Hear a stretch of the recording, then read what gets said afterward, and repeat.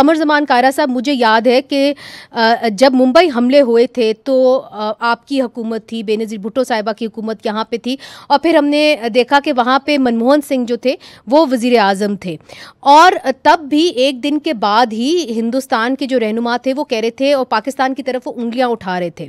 مجھے یاد ہے کہ اس وقت فورن منسٹر شاہ محمود قریشی صاحب آپ کی پارٹی میں تھے اور وہ ہندوستان میں تھے، مگر آپ نے اپنے ISI چیف بھی بھیجے تھے، اگر آپ کو یاد ہو، ہندوستان کے معاملات کو حل کیا جائے.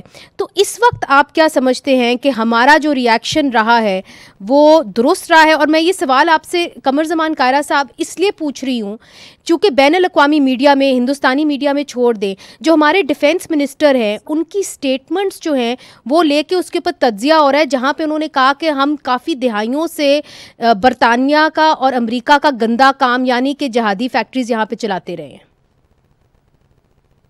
دیکھیے منیزے، پہلی بات تو یہ ہے کہ پاکستان ایک ذمہ دار ملک ہے. ہم اپنے بہت سارے مسائل کا شکار ہیں، اکانومی کا، باقی ایشوز ہیں ہمارے، جس کو ہم حل کرنے کی کوشش کر رہے ہیں، اور الحمدللہ ٹھیک چل رہا ہے.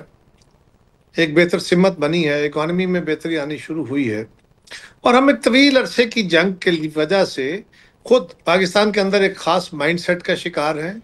دہشت گردی کا سب سے بڑا شکار ہم ہیں. ہمارے 55-60 ہزار لوگ اس میں شہید ہو چکے ہیں، لاکھوں زخمی ہو چکے ہیں. آج بھی ہماری سپاہ، آج بھی ہمارے فوجی، سپاہی، پولیس والے، معصوم شہری، دیگر ایجنسیوں کے لوگ شہادتیں پا رہے ہیں، افسر اور جوان شہادتیں پا رہے ہیں دہشت گردوں کے ہاتھوں. پاکستان دہشت گردی کو کسی صورت سپورٹ نہیں کرتا. رائٹ. ہم تو اپنے مسائل کا حل اور ریجن کے مسائل کا حل چاہتے ہیں. ہمیں اندازہ ہے کہ جنگ مسائل کا حل نہیں ہے. ہندوستان ایک بڑا ملک ہے، ایک بڑی اکانومی ہے، ایک بڑی فوج ہے، یہ ساری صداقتیں اپنی جگہ موجود ہیں، لیکن ہم ہندوستان کے ساتھ کبھی بھی جنگ نہیں چاہتے. ہم کسی کے ساتھ جنگ نہیں چاہتے، نہ ہی ہمارا ڈیفنس کسی کے اوپر اٹیک کرنے کے لیے ڈیزائنڈ ہے، بلکہ ہم اپنے دفاع کے لیے ہیں.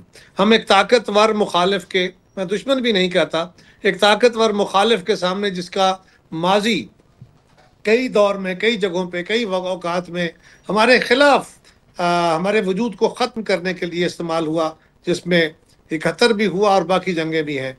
ایسی صورت میں ہمارا ایک دفاعی نظام موجود ہے. اللہ نہ کرے وہ وقت آئے، اقوام عالم کو چاہیے کہ وہ ہندوستان کو اس معاملے سے فوری طور پہ انٹروین کر کے روکے. ہم بھی کہہ رہے ہیں کہ ہم ہر طرح کا تعاون کرنے کو تیار ہیں.